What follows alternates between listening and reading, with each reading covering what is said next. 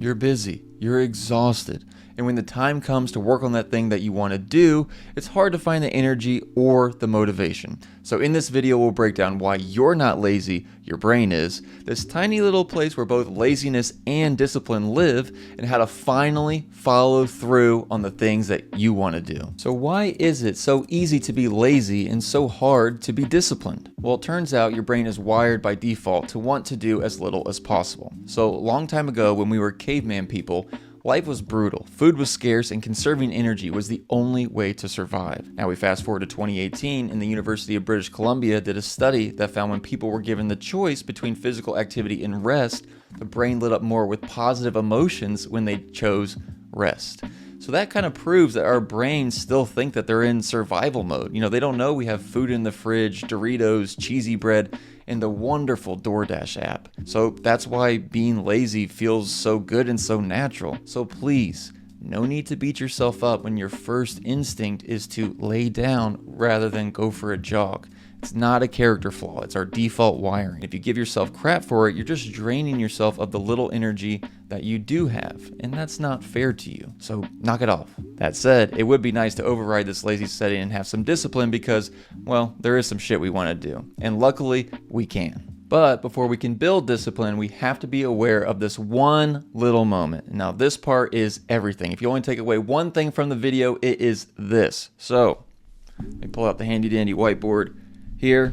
Now, anytime you have the decision between doing that thing that you want to do, you know, studying, working out, making YouTube videos, or scrolling on your phone, watching TV, playing video games, whatever, you come to what we're going to call override point. Now, when you're at override point, something typically comes out, and we may not even be aware of it.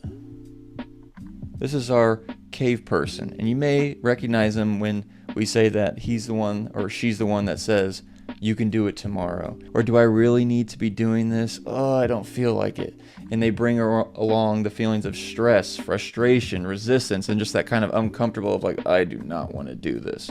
And then when that happens, they push our ass down the lazy, easy route. And he's a jerk, I'm telling you. So everyone has this voice and everyone's is different.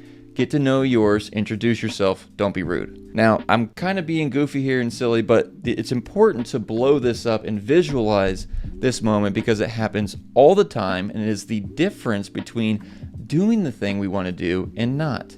The more we become aware of these emotions and the thoughts that come up with this cave person, the more you get a little bit of space and are not as easily, influenced by the default brain behavior. And once you're here, you can then make a choice and you can choose to override it. And it's actually simpler than you think. You ready? I'm not. All right. Whatever it is that you want to do on the hard path, just start stupid small. Just do a little bit. Boop. Because BJ Fogg, author of Tiny Habits, says, do less than you think is meaningful. Floss just one tooth, or write one sentence, or do just one push-up. Because if we shrink the task so small, just kind of dipping our toes in it, our default K-person voice and feelings aren't nearly as intense or mean.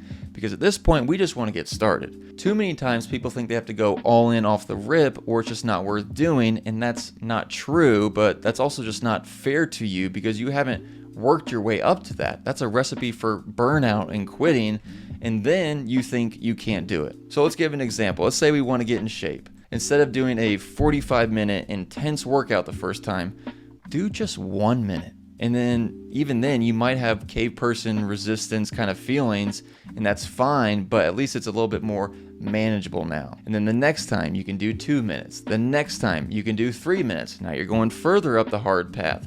And now we're starting to build some momentum. And after you keep doing that for a while, you can kind of look back at your progress, and you're kind of like, oh shit, I'm doing it. And then now you might even have some confidence. So we're kind of doing two important things here. One, we're building into the direction that we want to go with whatever thing that is. And two, probably more importantly, is that we're building a tolerance to those resistance K-person feelings and thoughts so they're not as overwhelming. We're building up an immunity to them, because the truth is those feelings ain't ever gonna go away. The most badass Navy SEALs don't feel like doing stuff too. It's just that they've visited override point a few more times, and in time you will get to know your own default setting brain's antics, and then you'll get to just decide, I'm gonna do it anyway, damn it. And once you're here, you have built a new setting for yourself: discipline. So what is just one thing you would like to get started at override point? And start small, and you will get to know your caveman voice real quick. And it's usually wherever they're at that's pointing you in the direction that you want to go. Thank you all for watching. You got this.